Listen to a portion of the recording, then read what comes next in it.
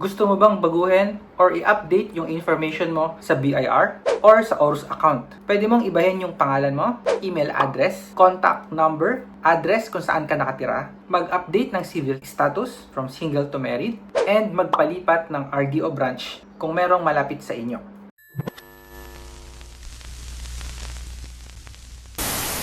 Before we start, ito yung requirements. Kailangan guys, meron na kayong TIN number and account sa ORUS Online. Syempre, meron ka ding email address na nakaregister. Pupuntahan nyo yung website na to, web-services.bir.gov.ph/TRRA portal.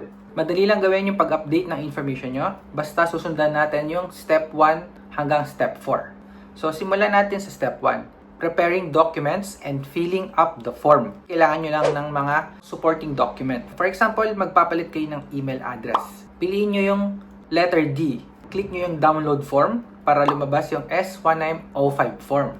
Pwede nyo i-print tapos sagutan or sa mismong computer nyo gamitin at doon nyo ilagay yung mga sagot nyo. From taxpayers information, simula dito sa place of birth hanggang sa declaration. Ang pinakamahalaga talaga is mailagay nyo dito yung email address nyo na tama.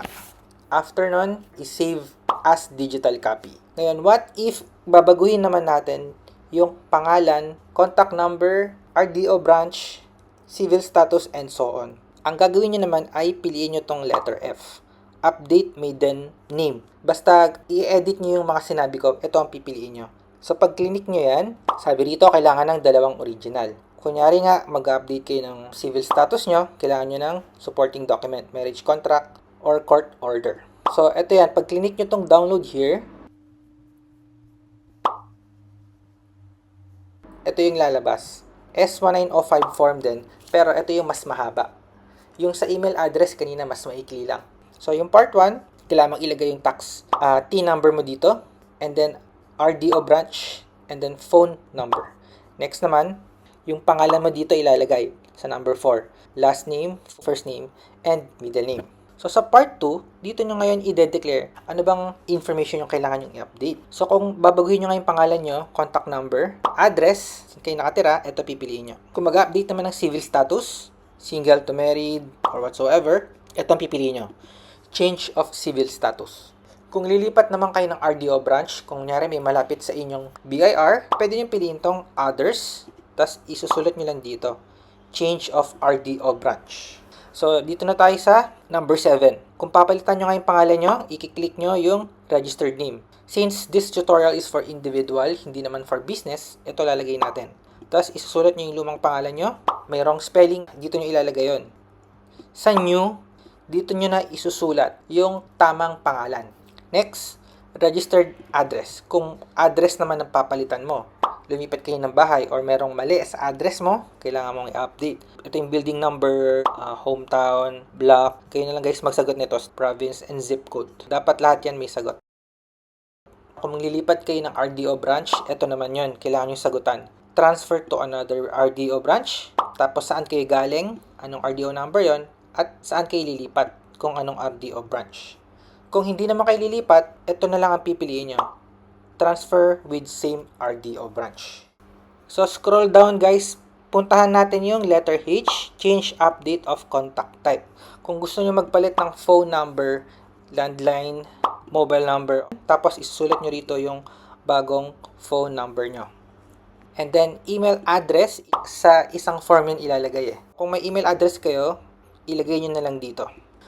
Number 8 pala, kung gusto nyong ipasara yung TIN number nyo dahil meron kayong multiple TIN, kasi isa lang dapat ang TIN number ng bawat Pilipino.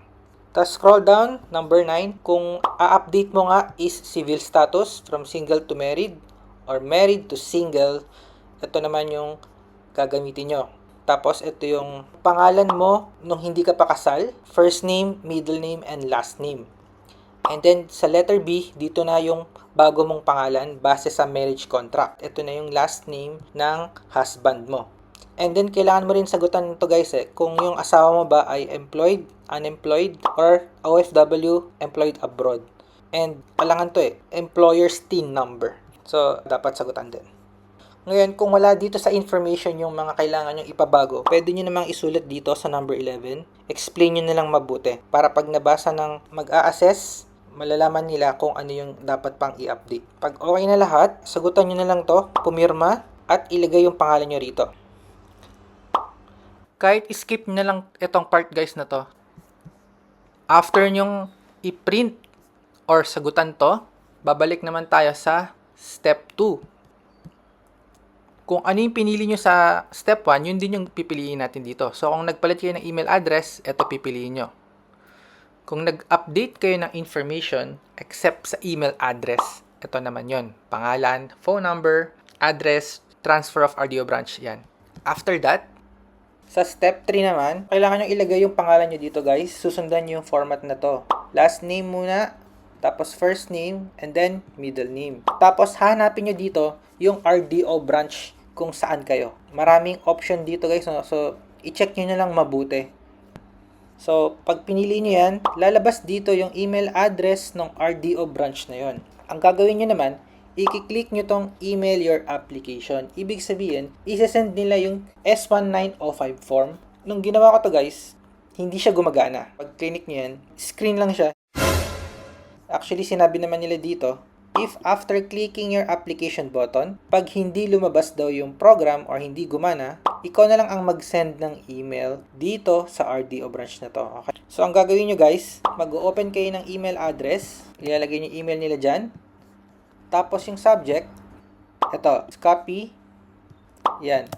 Pero pwede nyo baguhin to guys kasi nga, bawa pinabago nyo yung name nyo, lagay nyo rito, change name, or kung pinabago nyo yung address, ayan. So, kayo na bahala guys mag-update. Pwede nyo na lang gayahin to guys, yung isusulat ko rito, since isasend nyo nga manually. Hi BIR, I have attached my S05 form to update my BIR information. Tapos, attach nyo nga guys sa email na to, yung S1905 form na sinagutan nyo. Isama nyo na din yung valid ID and supporting document. Kapag nasend nyo na, it will fall under step 4. Maghintay lang kayo ng 3 to 5 days bago mag-reply yung RDO branch na yun. Kapag sobrang late na at wala pa din, inabot na kayo ng 1 week, pumunta na kayo sa mismong RDO branch na yun at dalhin nyo yung form na sinagutan nyo. This is just the first option na pwede nyong gawin para mag-update ng information. Meron pang mga ibang paraan, i-share ko na lang sa ibang video. Thanks for watching. Kung may tanong kayo, just comment down below. Subscribe kung hindi pa. I will see you in my next video.